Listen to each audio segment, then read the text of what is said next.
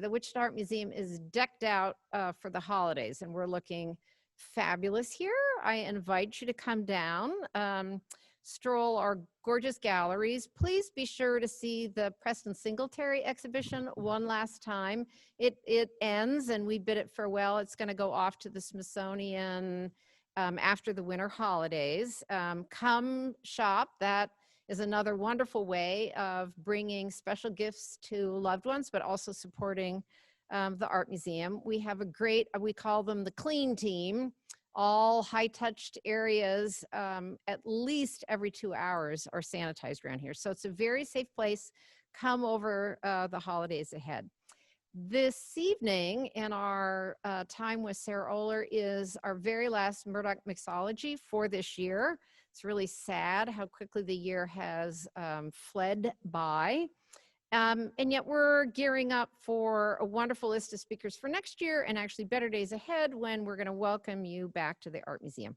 Our theme overall for speakers this year was to get behind the scenes, to meet with a variety of different curators who would help us to understand both their research, but also their development and organization for exhibitions that they've been working on. It's a pretty fascinating world. I can tell you from years of experience, very complicated getting a loan show and piecing it together. And Sarah Oehler actually came and visited us, connected to a show that she's developing on George O'Keeffe. So that led us to think, oh, she'd be perfect to be part of our series. She's Zooming across the internet to us from Chicago. You're going to see she told us she's actually in her dining room. She heads American art at the Art Institute of Chicago. She is the Field-McCormick Chair and Curator of the Arts of Americas. It's a role she's held since 2017. She started her career with an undergraduate in art history from Yale. She shifted to New York City. She did her graduate work and obtained a PhD from Columbia. In museums, she worked first as a research assistant at the Brooklyn Museum.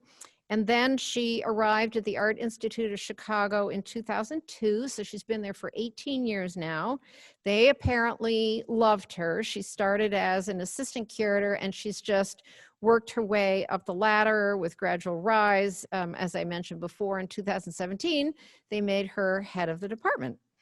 As a good museum person, Sarah's work has been very wide-ranging on different exhibition projects and research as well. She spans the mid-19th, late 19th century, really to contemporary.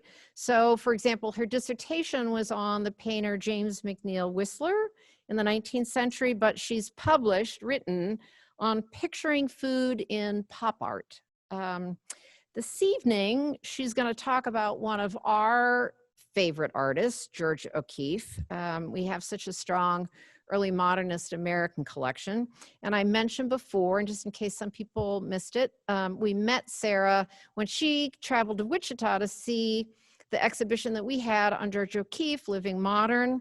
And also because that trip was part of the research for an exhibition she's developing on George O'Keeffe, and paintings of New York City, where she lived from 1925 to 1929. In November of 1929, George O'Keeffe moved to the 30th floor of the Shelton Hotel. Interestingly, and I hope Sarah tells us much more about this, there was a change of law just a year or so before.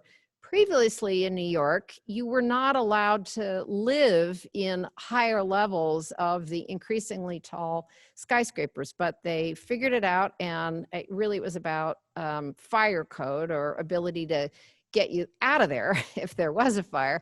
Anyway, those laws changed, and then you were able to live on the upper floors. And George O'Keeffe and her photographer husband, Alfred Stieglitz, moved to the 30th floor. And for both of them, that launched them into a whole new body of work. And George O'Keeffe then, for a handful of years, started picturing the city in ways Sarah's going to help elucidate for us, but she became part of a really wave upon wave upon wave of modern artists looking at the urban experience.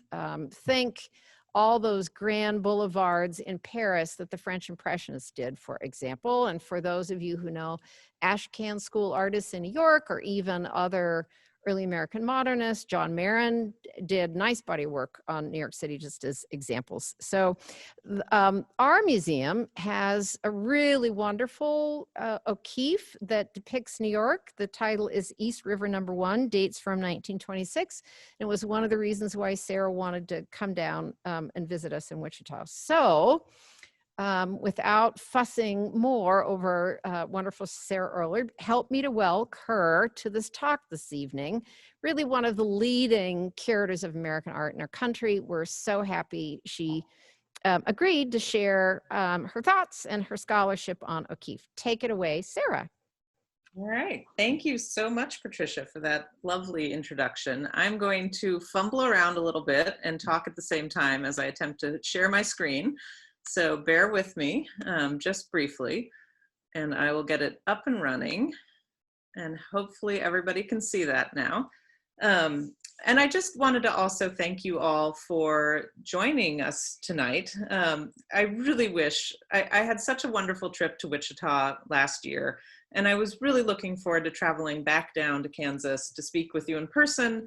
But I'm hoping that, you know, maybe there'll be future invitations, that sort of thing, so that I can visit again, because it really was a joy. And I'm thrilled to talk with you about this exhibition. And this is an exhibition that I should say was originally scheduled for 2022. And then because of the pandemic, we have delayed it to 2024. And so in fact, organizing an exhibition in the middle of the pandemic is a somewhat different thing. You can't travel to fun places like Wichita and look at the paintings that you really need to look at. So there are interesting challenges that occur, but I think that I'm hoping you'll enjoy the talk tonight and learn a little bit about O'Keeffe at the same time. So I think I will, with that, launch into it.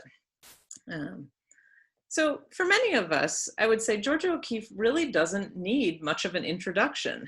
We know her paintings of Southwestern landscapes, her highly magnified flowers, her rhythmic puffy clouds. They're all well known as iconic works of art at this point. And likewise, I would say Georgia O'Keeffe herself really doesn't seem to need much introduction. She is equally famous as a woman, if not more famous and sometimes than her art. And I give you just the example of the wonderful exhibition, Georgia O'Keeffe Living Modern, that your museum hosted last year, which explored how her public persona and her distinctive style intertwined with her paintings during her lifetime, and how that image has persisted so tremendously since her death in 1986. Likewise, I would say the field of O'Keeffe studies is well-trodden ground. And if you've ever looked at the library, there's a vast array of biographies, monographs, coffee table books, cookbooks, children's books, and so many other resources on O'Keeffe that collectively document our fascination with a woman who holds such a central place in American modernism. And indeed, I couldn't resist showing you this tonight. This is a 1972 collage by Mary Beth Edelson called Some Living American Women Artists. And it evoked, at the time, made in 1972, it evoked O'Keeffe's prominent position in the art world, and was likewise intended as a critique of the masculine orientation of the history of Western art. In other words, what she does is put O'Keeffe as the central figure of Christ in the Last Supper, celebrating her amongst many of her peer female artists. But she was really the rare woman artist to have achieved superstardom during her lifetime. And Edelson wanted to recognize that with this central position. But with that said, despite all we know, or frankly think that we know about Georgia O'Keeffe, there is one major body of works that's really received relatively little attention. And those are her New York subjects, as Patricia mentioned. So in 1925, O'Keeffe and her husband, the photographer and dealer Alfred Stieglitz, moved to the Shelton Hotel in New York City. And it was then the tallest building of its kind in the world. And it had dizzying heights that inspired O'Keeffe to create a powerful series of approximately 25 paintings and any number of pastels and drawings and charcoals that she called My New Yorks. That's how she referred to them. And she used them to explore the dynamic potential of the New York skyline. However, what I've learned is that if they are discussed in the literature, which often they are not, sometimes they are, it depends, these works are really usually framed within the rubric of what's called precisionism. And this was a loose movement in the United States in the 1920s and 30s, in which artists sought to depict the urban and industrial landscape with a very sharp and crisp technique, very smoothly painted technique that was meant to match this sort of streamline effect of modern life. And Charles Sheeler, who I show you here, is really one of the great exemplars of precisionism. But throughout my research, what I'm learning over and over again is that this term isn't as easily applied to O'Keeffe's paintings. I think it is something that's viable for a painting like this, which is called City Night. But there's too many other compositions from this group, and the Wichita being a prime example of that, that really call this designation into question. And none do so more strongly than the painting that we have at the Art Institute, which is the Shelton with Sunspots. And so here, if I can digress for a second, when I arrived at the Art Institute 18 years ago, I became fascinated with this painting. This was sort of the one that I kept thinking about over and over again. And it struck me as quintessentially O'Keeffe, even as it was a complete outlier in our otherwise strong collection of Southwestern paintings. And so I'll discuss it more later, but it really, from the beginning, demonstrated to me the limits of framing her works, or New York works, specifically as precisionist, without at least thinking about what that means. And so I will say over the past 18 years, it really has kept my interest. And so that's how I have now launched, many years later, on the exhibition, Georgia O'Keeffe's New Yorks. Oops, why did my, hang on, for some reason it's not letting me advance. There we go. Georgia O'Keeffe's New York, scheduled for, indeed, the summer of 2024. And this is an exhibition that will present a substantial body of these New York works, the paintings and drawings and charcoals and so on, for the first time, really. And to sort of summarize it very, in a superficial way, it's quite obvious that she had two preferred modes of compositions. Namely, she liked to have sort of sprawling observations looking down onto the city. And then she also had humbling views looking up at the great new urban skyscrapers.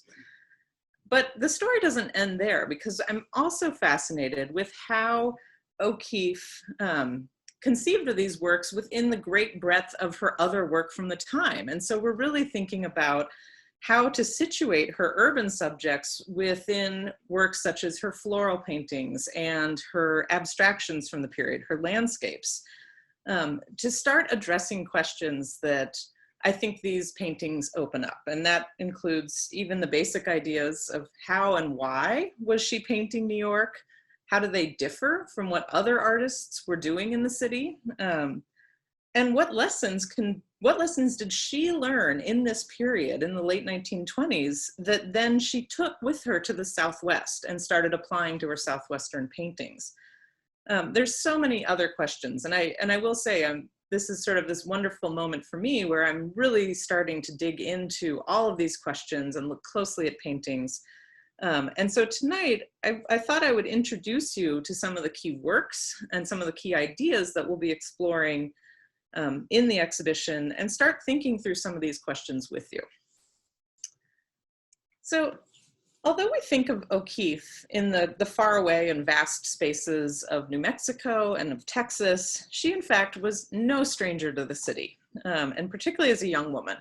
So as many of you probably know, she was born in Sun Prairie, Wisconsin, which is just north of Chicago. And so the first big city that she moved to was, in fact, Chicago. She attended the School of the Art Institute in 1905. And we love that fact. We claim that fact a lot. But we sadly have no archival photographs from her time at the Art Institute, which makes me sad. But in the period from 1905 to about 1916, so a little over a decade, she essentially moved back and forth between Chicago and New York several times. She was also spending time in Virginia and in Texas. But for example, she lived in New York from 1907 to 1908 when she studied at the Art Students League. She then moved back to Chicago from 1908 to 1910. When she worked as a commercial illustrator. She returned to New York in 1914. She returned again in 1916 when she enrolled at the Teachers College of Columbia University. And I think it's also important to note that during all these times, she's participating fully in the urban life that these cities had to offer. We know, for example, she was visiting Stieglitz's galleries, the little galleries of the photo secession, as early as 1908. So she's drawn to what the city has to offer. But significantly, these city residencies also coincided with the first great age of skyscraper building, which is of course made possible by new technological innovations. So for example, Chicago is frequently called the birthplace of the skyscraper because of the building you see on the left, the home insurance building. And it's really the first one that utilized a fireproof structural steel and metal frame for the first time. But during this period that O'Keeffe's ping-ponging back and forth, both Chicago and New York saw an explosion of skyscraper building. And that includes buildings like the Flatiron Building, the Woolworth Building that you see here. And really it's this moment where architects are trying to exploit this new steel framing to achieve greater and greater heights. Now, these structures were incredibly exciting to American modernists. They're seen as quintessentially American, this sort of new architecture. And so many artists, including Stieglitz and John Marin, who is one of the artists that he supported, began depicting the skyscraper in their works. And what's interesting here is that you see most of them, most of the fine artists, maybe not Stieglitz, refracting New York through a cubist lens. And I'm showing you here a lithograph by Louis Lozowick that I think does that really beautifully. But this is not what O'Keeffe ends up doing. She really eschews cubism entirely, although not abstraction, but makes the city distinctly her own. So this is O'Keeffe's first artwork about New York, which she made in 1916. And it's a charcoal drawing of vertical and diagonal lines against a largely blank background. Now, I can actually imagine what you're saying right now. Like, how is this abstract drawing actually about New York City? But that's exactly, to me, what's so intriguing about it, and points to one of the first points that I would like to make about O'Keeffe in New York. So O'Keeffe made this drawing at a time when she was sick in bed in New York City, and essentially lying in bed, staring at the high rise being constructed across the street. And she really drew on its forms for inspiration. But she really obviously did not create a literal representation of New York. And this was this key idea that I wanted to alert you to, that she essentially felt that, and this is a quote, "One cannot paint New York as it is, but as it is felt." So in other words, she is thinking about her emotions and her response to the city and translating those into works of art. So in this case, sick in bed, she was also mourning the loss of her mother who had recently died. She drew on the strong geometric forms of the girders that she was looking at to stimulate her expression and to record her motions. And I think, you could perhaps imagine what you are, but this work is sharp, it's bleak, it's stark, and that might have been how she was feeling. Now, this charcoal then points to another key aspect of her work, and that is that she liked to work in series. She reworked the charcoal several times in black watercolor, and there's one version in the middle there. And then she ultimately introduced color to her work with the last one in the series called Blue Lines, which is on the right. And she described it as a reflection of her, quote, blue self. Now, it might look like the changes from one drawing to the next are slight, but it demonstrates her very early interest in how the medium she picked had an impact on the expressiveness of the work. So here she's moving from charcoal to black watercolor to blue watercolor, and materiality, color, and form the basis of this experimentation with an abstract language.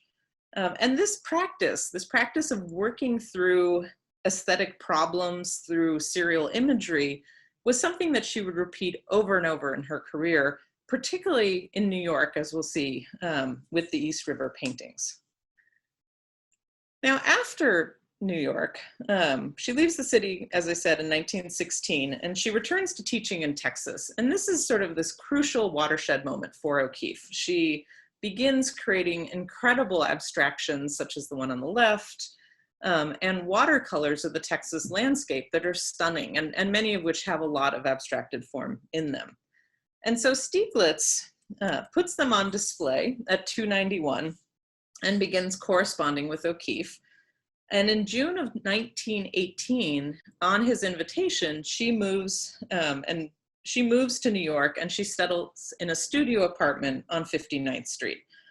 And it should be said that within a month, Stieglitz had left his wife and moved in with O'Keeffe and in this studio, a studio that she rendered as what is really her second work about New York City, in which she focused on the door into the shadowy hallway.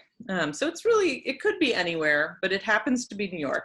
And she endows it with this incredible nervous energy through the distorted lines, the tightly cropped composition, and what are clearly sort of encroaching geometric shapes. And in fact, notably, there is this strange triangle jutting in at the top, which was in fact a skylight. And she later said about this skylight, and about the studio, she said, quote, "There was very little furniture in the studio, and I slept right under the skylight. I spent a good many days painting in this room, and it was so hot that I usually sat around painting with nothing on." So there's an image for you. But despite this particular painting, between 1918 and 1925, O'Keeffe actually pretty much ignored New York. She's living there, but she's ignoring the built environment. She continues to paint her experiences in nature, especially during summers spent in Lake George with Stieglitz, and I'm giving you an example on the right there.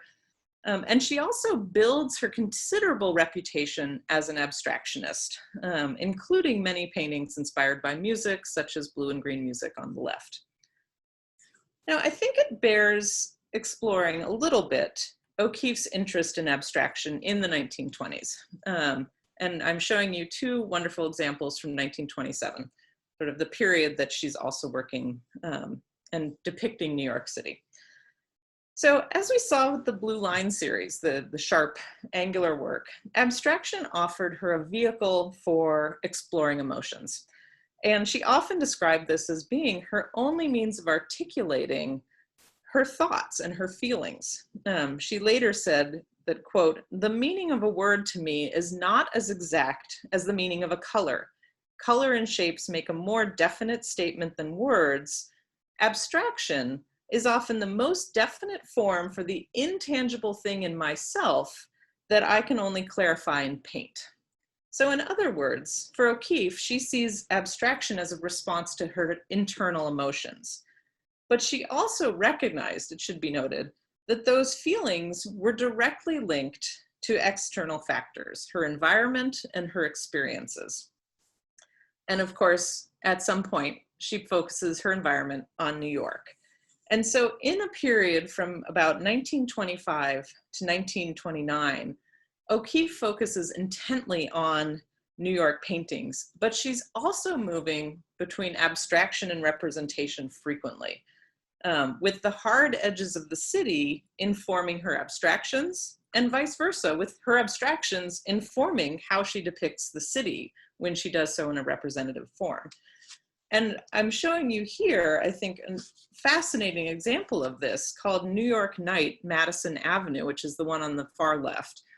And this is a composition that is inspired by the city, but yet again has been transformed into something entirely abstract through the expressive workings of her mind. So just bear in mind that abstraction is always floating around these works of New York, even though they do become, in some ways, more literal. So O'Keeffe finally creates her first full-fledged skyscraper painting, New York Street with Moon, in 1925. And this work sets the stage for her later compositions, particularly its blend of the man-made and the natural or the organic. And you see that here. You see how she's included these lovely wispy clouds that surround the moon to suggest, for example, that the built environment is something that still is affected by nature. And we see that especially in the haloed glow of the streetlights that echo the moon itself, and I think somewhat blur the distinction in this painting between what is natural and what is built. But it's also important to recognize that this is, in fact, a very specific location. And that is important to O'Keeffe. She later described that this painting depicted 47th Street, quote, a street light in the upper foreground at about the Chatham Hotel, which I'm showing you on the right. And so as we can see, O'Keeffe takes what is kind of a short building, relatively short building, but she depicts it at this sharp upward angle. She frames it with other buildings that loom in at the top and the sides, a compositional technique we'll see again. And she also slimmed down this blocky mass of a building. She rendered it, in fact, as sort of an abstract form that eliminates all the ornamentation except for the flare of the cornice that's silhouetted against the sky. So she's treating the building as an abstract series of lines and color, essentially. Oops. So New York Street with Moon was a very important painting for O'Keeffe. She hoped that Stieglitz would include it in his 1925 Anderson Gallery's exhibition, which was called Alfred Stieglitz Presents Seven Americans. And she was deeply disappointed when Stieglitz refused to show it. And I think this signaled his hesitation about this new direction of hers, perhaps even some resistance to it. But he did relent, and the next year, 1926, he did show this painting, and it sold on the very first day for a very good price. And O'Keeffe said later, she said very dryly, after that, quote, nobody ever objected to my painting New York. So later that same year, 1925, a consequential change occurs in O'Keeffe's life, and this catalyzes this profusion of New York paintings. And that is that in November of 25, O'Keeffe and Stieglitz, who are now married, move into the Shelton Hotel, which is on Lexington Avenue between 48th and 49th, and it's actually a Marriott right now. But this was, as I said before, the tallest residential hotel in the world when it opened. And as Patricia mentioned, this was only made possible by revisions to the building code that allowed residents to live on higher floors. And this is exactly, I think, what attracted O'Keeffe to the building. They first moved, in fact, to the 11th floor, so midway up the building. In 1926, they moved upwards to the 28th floor, so reaching the peak. And then in 1927, they moved to the 30th floor, which was the top residential floor of this building. She later recalled, quote, I had never lived so high up before and was so excited that I began talking about trying to paint New York. Of course, I was told it was an impossible idea. Even the men hadn't done it so well. And this is very real, this sort of gendered perception that women couldn't paint the city, that the city was a masculine space, was one that O'Keeffe, I think, was determined to counteract. So the Shelton, designed by Arthur Loomis Harmon, was a building that offered incredible amenities to its residents. It had a rooftop garden. It had a rooftop garden on the 16th floor. It had a dining room. It had a lounge, a game room, a pool, and so on. And all of these would have been very attractive to the residents. But equally importantly, and I'll go back to these pictures, this was really the first skyscraper in New York to be planned following the enactment of zoning restrictions in 1916. And these were the restrictions that made New York what it is now. It established height and setback requirements as a means of limiting the overall mass of the building up high and allowing light and air to get through and to penetrate the canyons of New York. And as such, these tremendous views, this amazing sense of light, certainly attracted O'Keeffe. But I think it's also interesting that with the Shelton in particular, Harmon not only followed the setback requirements, but emphasized them. He emphasized their powerful, almost abstract geometries through massed forms. So he is too thinking about abstraction in this building and avoiding in many ways any overt ornamentation, which was something that this building was noted for. So it's already a building that aesthetically is aligned with O'Keeffe's own outlook on art making. So O'Keeffe made at least 3 paintings of her new home that date to 1926, which is, again, not long after she moved to the building. And the 3 works share certain compositional similarities. For example, she depicted the Shelton at an angle in all 3, indicating most likely that she really couldn't get a purely frontal view on it due to the surrounding city blocks. And her first version on the Shelton, which is on the left, can be characterized in many ways as a portrait of the building. She articulated the architectural setbacks and the rhythmic lines of the vertical windows that draw the eye upwards. And she then used an earthy brown palette that conveys its solidity and mass. Now, the third version, which is the one on the right, we have only a period photograph of this. But we can see it's a nocturne. And you can imagine that perhaps it shared a palette with New York Street with Moon, for example. We have a similar inclusion of a street light that runs parallel to the front of the building. But O'Keeffe was dissatisfied with this and destroyed it. And in fact, she stated that, quote, "There were several other Sheltons that I destroyed because they weren't as good as the sunspots." And this is, of course, a very tantalizing thought to any art historian. But it does bring me back to the Shelton itself, the one that she considered the most successful, the Shelton with sunspots. And so she later told the story of how she came to paint this. She said, quote, "I went out one morning to look at it before I started to work, and there was the optical illusion of a bite out of one side of the tower made by the sun, with sunspots against the building and against the sky."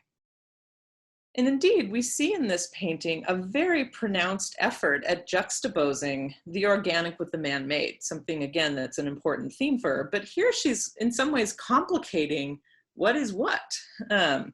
So we have this haloed glare of the sun that dominates the composition and obscures almost the entire upper third of the building, including where she lived in it.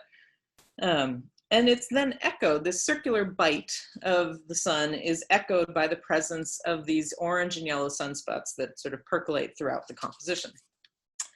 But what's intriguing to me is that, and many people, is that sunspots are in fact a phenomenon associated with lens flare and camera usage in particular.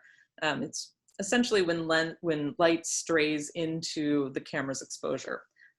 And so this suggests that her presentation of these ostensibly atmospheric effects was perhaps very much informed by the aesthetics of the camera. Of course, also Stieglitz's preferred medium. Now we do see steam or smoke rising in wavy lines, but even this is not entirely natural. If you've ever spent any time in New York, you know that this is emanating from building furnaces and city grates. Now, it's also apparent that O'Keeffe eliminated many details in service to her aesthetic vision. Gone are the 5 arches of the windows, the 5 arches marking the west entrance on Lexington Avenue, which you can see in the photo at the bottom. And likewise, gone are almost all of the windows that she so carefully rendered in that first version of the Shelton. And then likewise, she almost entirely shrouds the southern wing behind this veil of steam or smoke. But I also am trying to figure out, and I've been thinking about this a lot, I actually think it's possible that O'Keeffe also added elements, and particularly she added these framing buildings that are on either side of the Shelton. If you look at this photograph, this is the only tall building really in this immediate proximity. So I need to, part of my curatorial effort is to actually think about if this is possible, to look at other photos of the city at the time. But that would make it either way a decision to frame the Shelton as a means of visually containing its massive height. It sort of creates a little cave effect. Now, in addition to the Shelton, O'Keeffe painted several other notable skyscrapers that had been recently constructed, and those are the Radiator Building, the Ritz Tower, and the Beverly Hotel. And we can see that she's also still interested in natural phenomenon, but here her focus is very clearly on the glittering lights of the skyscrapers, and sort of enjoying the drama of seeing these tall buildings lit against the night sky. Now, in the Radiator Building and Ritz Tower, O'Keeffe took the same sharply angled perspective that we saw in the Shelton. So she's standing on the street level looking up at these buildings. She, in fact, also then made certain choices to accentuate particular aspects. And particularly, I'm looking at the Ritz Tower. This is a painting that is incredibly long and skinny. I don't know if you can see the dimensions, but it's 40 inches high by 14 inches wide. This is not a particularly standard size for painters at this time. And it contrasts significantly with the much more typical proportions that she used for the Radiator Building, which is 48 by 30. But these choices, I would argue, are incredibly important to how she's thinking about the city and how she's studying the city. And I'm showing you 2 photographs of the period from of each of the buildings. And I think you can see how the Radiator Building has significant bulk on its upper floors. It sort of continues to be quite wide as it moves upwards, whereas the Ritz Tower is quite lean at its top. And so long before O'Keeffe picks up her brushes, she has made very crucial decisions about how to best express the aesthetics of these buildings. Now, O'Keeffe made other significant choices in her painting of the Radiator Building that I just want to talk about briefly. So the building itself had been designed by Raymond Hood, and it was famed for its black and gold facade, in which the building was predominantly cladded in black brick, with terracotta bricks then painted gold, and that was used to form the ornamentation. And you can really see that at this now contemporary shot of the top. But at the time, floodlights were used nightly to draw attention to this gold detailing. And O'Keeffe renders exactly that effect, although without giving it a sort of sense of the gold. But she renders this Gothic-inspired pinnacle as a series, a sort of streak of glowing lines, and contrasts them with the diagonal streaks of the spotlight and the rectilinear windows. So there's a lot of different forms at play in this painting.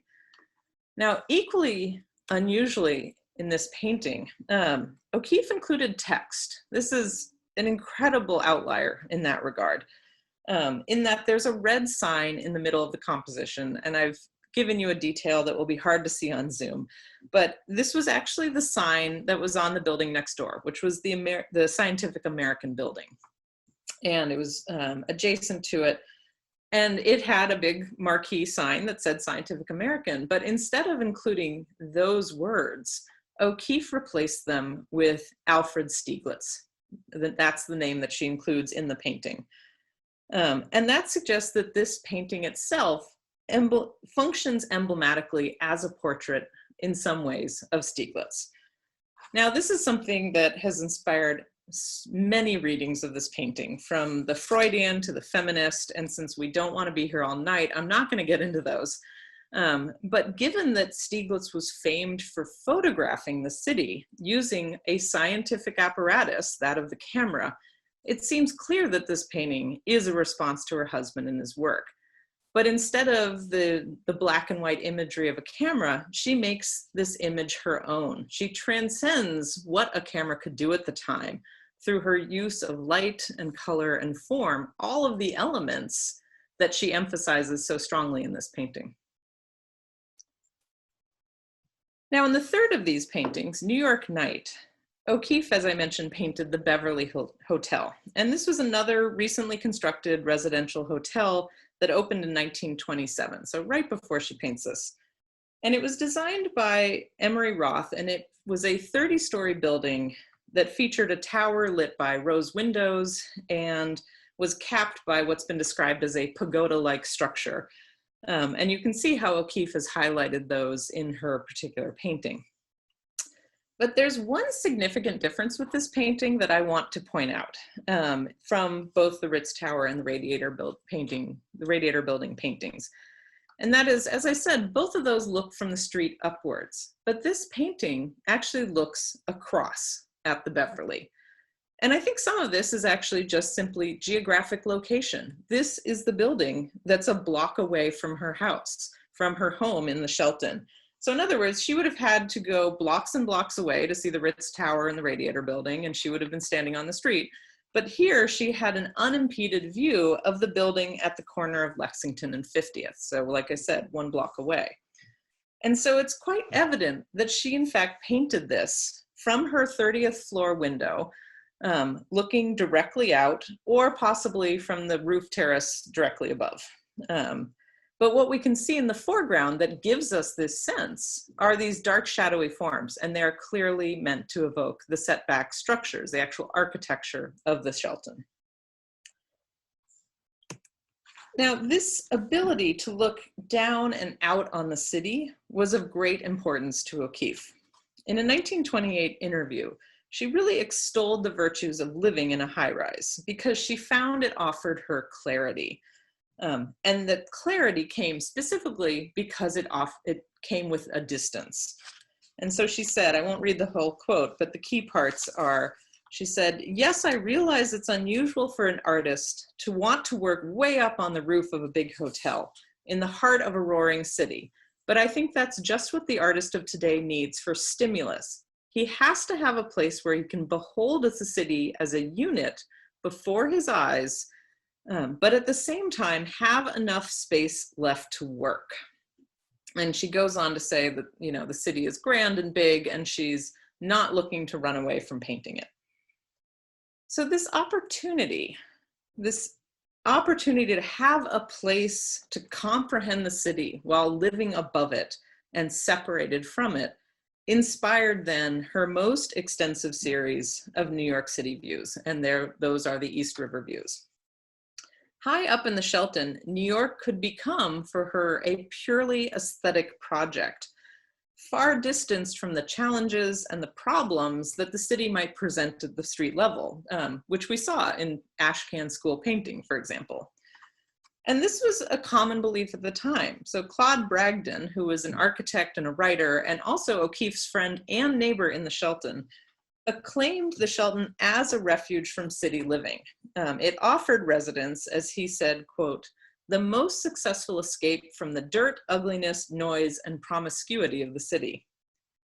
Stieglitz himself echoes some of these ideas in a letter to the novelist Sherwood Anderson. He said, quote, "We live high up in the Shelton Hotel. The wind howls and shakes the huge steel frame.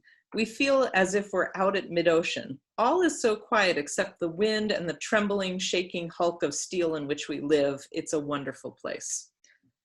So perhaps precisely because O'Keeffe could remain sequestered in this apartment, where she had space left to work, as she said, she was able to produce a far-ranging and experimental group of at least 9 paintings that depict the river view in one form or another. And I think what's key to recognize here is that her view is fixed by the windows, by the placement of the windows, and yet what she saw every day could change minute by minute due to atmospheric conditions, fog, sun, etc. And so that meant she could also exert total artistic control over this entire series. She could select and eliminate and highlight different elements as she saw fit. And so the resulting series is fascinating for its sheer variety. And it's really what I think complicates our view of O'Keeffe in many ways as a painter. In 1927, there was a critic named Dorothy Adlow who wrote of O'Keeffe that, quote, "She has moments when she is hard and incisive, cutting her lines onto the canvas. And then there are other moments when she is light, volatile, when the picture is an evanescence, a pale cloud-like vision that rises out of the imagination." It's this complexity that I'd like to reclaim for O'Keeffe through her East River paintings.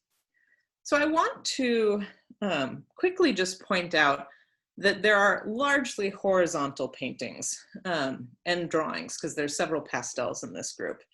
And then there is one vertically oriented painting. So again, thinking about proportion and format is important here.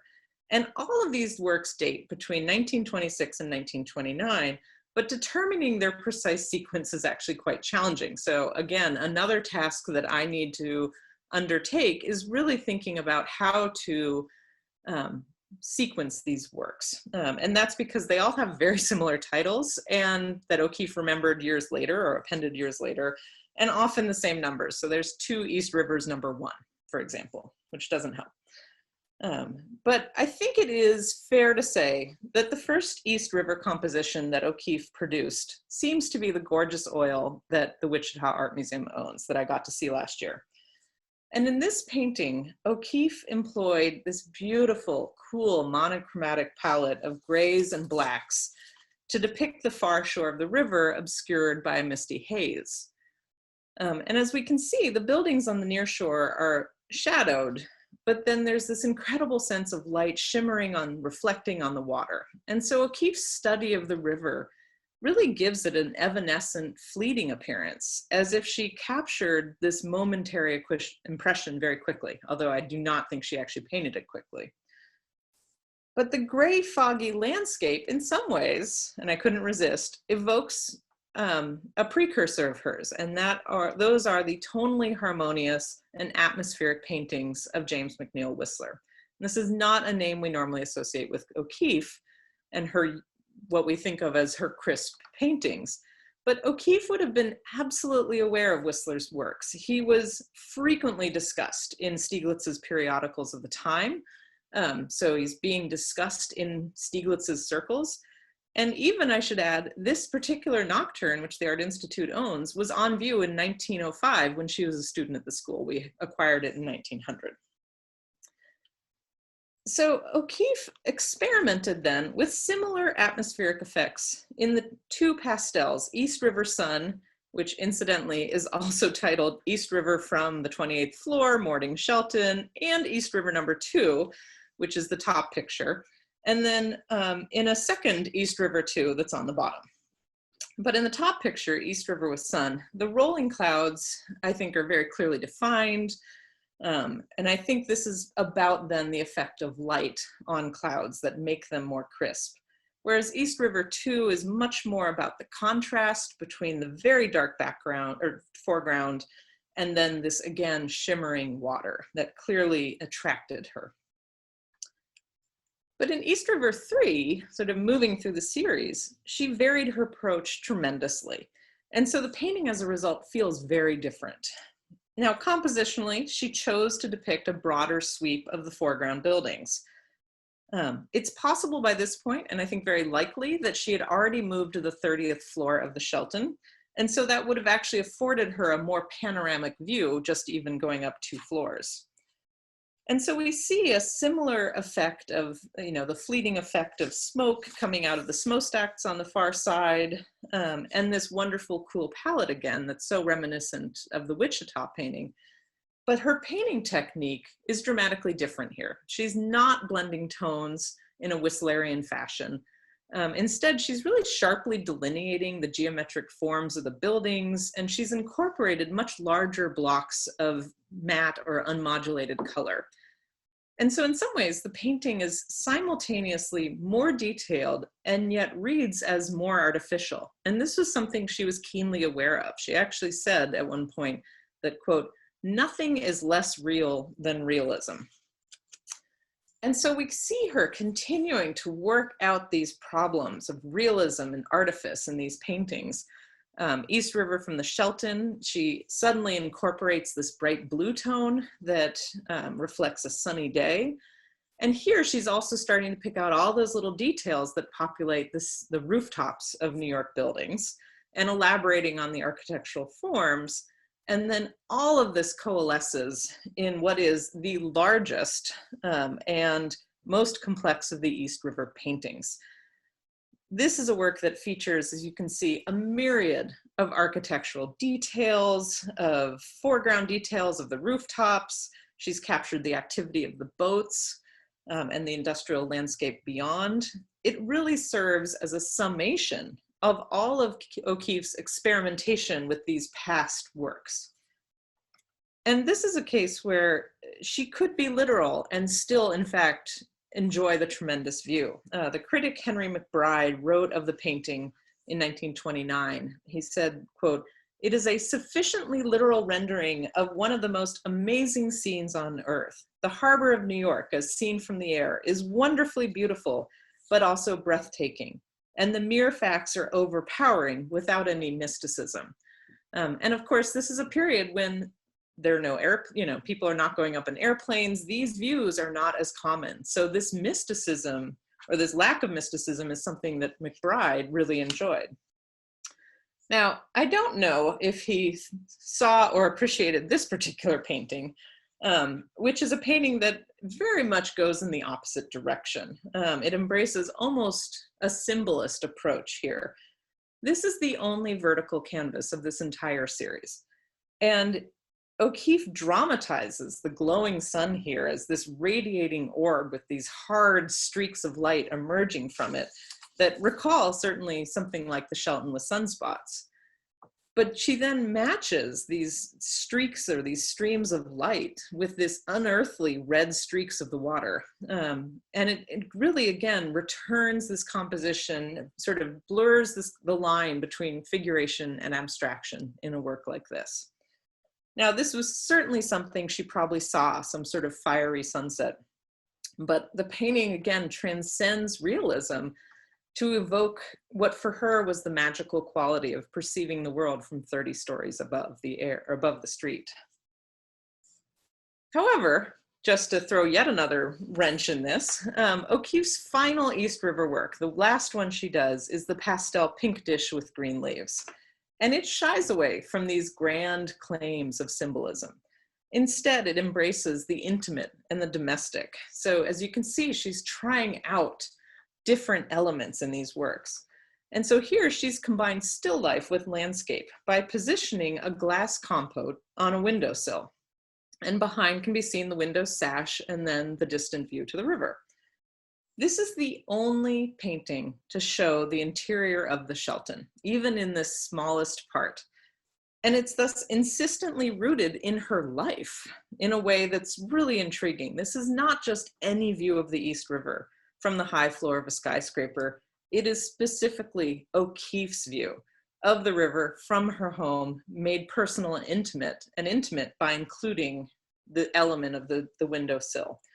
And one can really imagine O'Keeffe in her home selecting the compotes, selecting and arranging the objects in the sill, and determining the exact perspective for this hybrid work. But such a work also then opens up questions on other works in her oeuvre, and I include in that this other still life called 3 Eggs in a Pink Dish, where the still life element is divorced from a specific locale. And we see this over and over again with still lifes in her work. But we know in this case that this pink compote lived at the Shelton. We know that she was using it on a regular basis. And we also know from sort of period commentary that O'Keeffe favored white upholstery on her chairs in the Shelton. So is this dish resting on one of those armchairs? Is this where she was sitting just minutes before? It opens up the speculation that we'll see how it ends up in the show, but it's intriguing to think about. Now, as so many scholars have written, O'Keeffe was so closely attuned, and I hope you get that sense, to the specifics of place. It's evident in so many of her Southwestern works, such as Black Cross, New Mexico, and it's equally true of her New York works. They're rooted in the city and her experience of the city, as much as Abiquiu was key to her life in New Mexico. But I want to leave you with one final thought, a thought that pertains to O'Keeffe's practice after she stops painting New York subjects in 1929 and begins spending summers in New Mexico that same year. And this is not a coincidence. But it's been widely described how in 1930, O'Keeffe, during her second summer in New Mexico, O'Keeffe saw bones littering the landscape, became fascinated, and shipped a barrel of them back east. She began painting them in the next year in 1931, producing major canvases such as Cow's Skull with Calico Roses. And in the literature, and for scholars, and I'm probably one of them, it's been very easy to gloss over this fact, that she's in fact, this artist of place is painting Southwestern paintings while situated thousands of miles away in New York City. And so for me, it's been a moment to stop and think about that fact, because again, it complicates how we think about her production. It complicates how we think about the role of place in O'Keeffe's art. We strongly identify her with New Mexico, but for at least the first decade of her life there, from the 1930s, New York continues to play a major role in her art. And this is nowhere made more visible than in the series of photographs that Carl van Vechten took of O'Keeffe with her bones on top of the roof of her skyscraper home. We see the Southwest colliding with New York in this particular photograph, and it makes us question all the more what we think we know about O'Keeffe and her art. And so ultimately, what I hope to accomplish with this exhibition, Georgia O'Keeffe's New Yorks, is exactly that, to offer our visitors new perspectives on this iconic artist, one that makes them stop and think and look and think again about her art. And so I very much hope that you come visit us in 2024 when we finally get this show open. You have a standing invitation, and I thank you for listening tonight. And I'm, of course, happy to answer any questions you have. Thank you. That was wonderful, wonderful, Sarah. Very disappointing that we have to wait 4 whole years for the show, apparently. And I'll look in the chat room in just a second, but since I've just come from a seat sort of back up to the podium, I want to ask you a couple of questions about the organization of the exhibition or exhibition proper. You said there were roughly 25 paintings. And so first question, are you intending to get them all? What kind of battles are you having with that? Or will there be more than just the 25 paintings? So that's one question. Another, just thinking about the gallery itself, you showed us so many wonderful illuminating photographs that help us to cite the paintings in their place in New York. Are you intending to bring them into the gallery as well, giving us a little bit more of a visual cultural experience? So tell us a little bit about what we're going to see when we come 4 years from now to the Art Institute of Chicago and see your show. Well, as long as you don't hold me to it, because a lot can happen in 4 years. But first of all, there are, as I said, about 25 paintings and then drawings and so forth.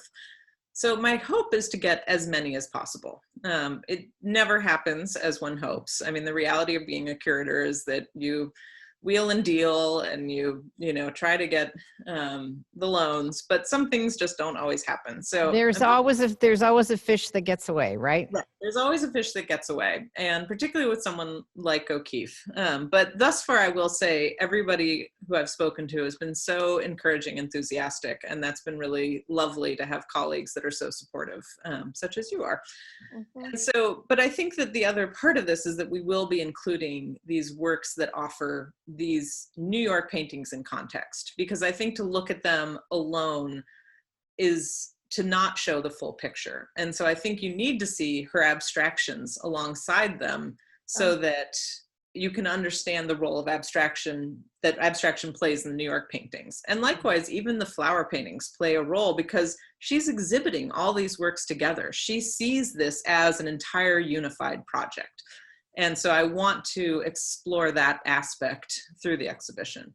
Now, in terms of, so I'm hoping in the end we end up between all of the paintings of New York, the drawings, et cetera, and then the sort of contextual works that will end up around 80 to 90 works, which I think would be a really fantastic experience. I will be the first to admit I have no patience for really gigantic shows. I don't think that people always benefit from having, you know, too much to take in all at once if you really want to look at the paintings. So I tend to focus more on shows of that scale. I find it's a show size that I like myself. But absolutely, I think there will definitely be ways that we want to situate people in the city through photographs. There's also photographs of Stieglitz, and I'm cautious there because often O'Keefe is seen only through the lens of Stieglitz as this object, because he objectified her, and I don't want to do that.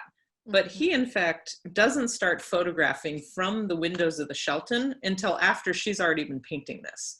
So there's this period where she's claimed the view for her own, for herself, and then he starts claiming it. And then, I mean, whether it's coincidence or not, she then moves away. So, so there will be ways that Stieglitz figures into this, but I really don't want to make this about Stieglitz so much as about O'Keefe. So I think having a variety of sort of photo reproductions, maps, that sort of element, I think will be engaging for people who, you know, this is all this sort of important information. Yeah, that sounds wonderful. One question that we did get in the chat, and I have no clue about the answer to this, I'm sure you do. Have there been other exhibitions, even modest, of this topic in her work before? There really hasn't been. That's what's so astounding, is that there are, I mean, O'Keefe tends to have sort of large monographic shows. So maybe there's, I mean, we've lent the Shelton out millions of times to these shows where it's the only New York painting. So, or maybe there's 2 New York paintings in it, you know, like there's ways that in some ways they've been treated as almost like a passing thought. So in other words, they, you know, you'll see in the literature, people will say, well, she paints New York, but really it was just about moving onwards, you know, so it's almost like an afterthought.